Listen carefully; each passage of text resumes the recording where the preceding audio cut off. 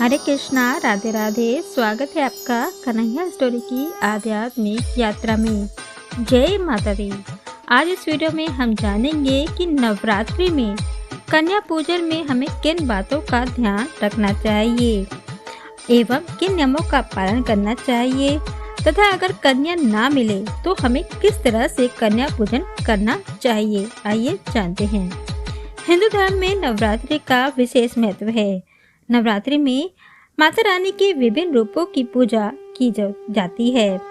इस दौरान पूरे 9 दिनों का उपवास किया जाता है। कहते हैं कि माता रानी की विधि पूर्वक पूजा अर्चना करने से उनकी कृपा बनी रहती है।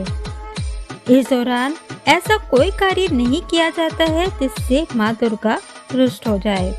नवरात्रि में अष्टमी या फिर नवमी तिथि पर लोग कन्या पूजन करते हैं। शास्त्रों के अनुसार कन्या पूजन में 9 कन्याओं को भोजन करवाने का नियम बताया गया है, लेकिन कुछ लोग अपने हिसाब से 5 या फिर 7 कन्याओं को माता का रूप मानकर पूजा करते हैं। आइए आपको बताते हैं कि नवरात्रि में कन्या पूजन में किन बातों का ध्यान रखना चाहिए और किन नियमों का पालन करना चाहिए। नंबर 1, मान्यता के अनुसार लोग अष्टमी और नवमी ये दोनों दिन कन्या पूजन करते हैं। कहते हैं कन्या पूजन के बिना नवरात्रि का व्रत पूजन अधूरा होता है।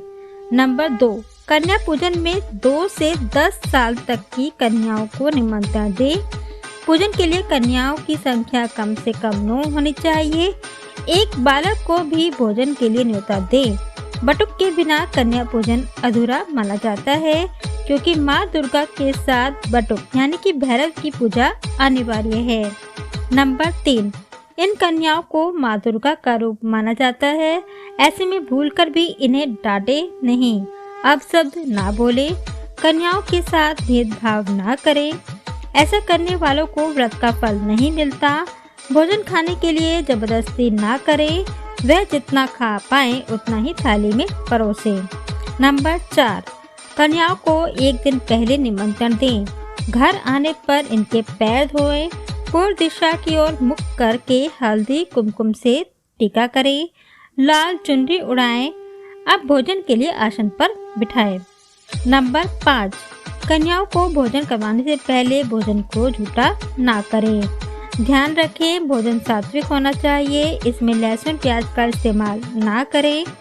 भोजन में हलवा, पूरी, खीर, सब्जी जो प्रसाद के लिए बनाया है सभी कन्याओं को खिलाएं।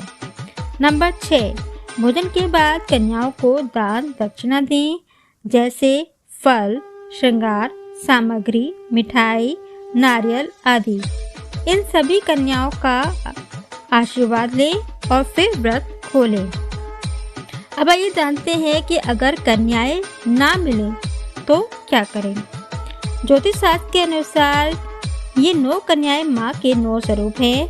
मान्यता है कि कन्याओं के घर में प्रवेश करने से माता रानी स्वयं घर में विराजती है, लेकिन कई बार लोगों को पूरी 9 कन्याएं पूजन के लिए नहीं मिल पाती और ऐसा माना जाता है कि नवरात्रि के व्रत का समापन 9 कन्याओं को भोजन कराने के बाद ही पूरा माना जाता है। ऐसे में ज्योतिषों के अनुसार क्या किया जाना चाहिए, आइए जानते हैं। नंबर 1, अक्सर जो लोग नवरात्रि का व्रत रखते हैं वे महानवमी का पूजन करते हैं, लेकिन कुछ लोग व्रत ना रखने के बाद भी नवमी पूजन करते हैं और घर पर कंजकों को बुलाते हैं।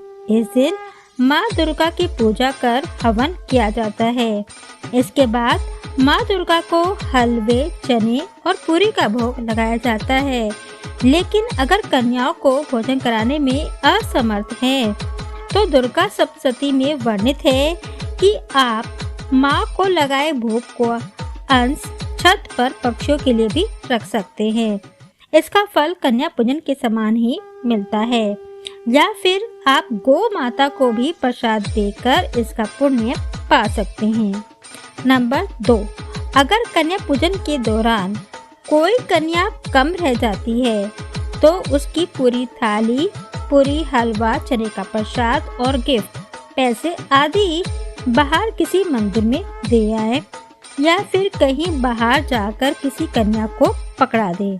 इसके साथ ही कन्या के वहीं पर पैर छूना ना भूलें। नंबर 3, अगर आप कहीं घर से बाहर हैं और घर पर कन्याओं को भोजन करवाना संभव नहीं है तो आप सूखे मेवे, धन और कुछ प्रयोग में आने वाली चीज़ों को कन्याओं के नाम से पूजा में रखकर पूज लें और फिर बाद में जब भी संभव हो कन्याओं को दे दें। ऐसा करने से भी कन्याओं को भोजन कराने जितना फल मिलता है।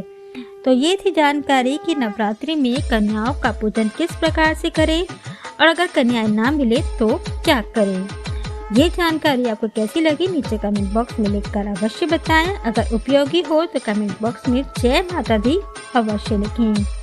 आशा करते हैं ये वीडियो आपके लिए लाभकारी है तो इसे ज़्यादा से ज़्यादा शेयर करें और अगर आप हमारे चैनल पर न्यू हैं तो चैनल को सब्सक्राइब अवश्य करें। हरे कृष्णा, राधे राधे, जय माता दी। आप सभी को नवरात्रि की हार्दिक शुभकामनाएं। माता रानी की कृपा आप सभी पर बनी रहे। जय माता दी।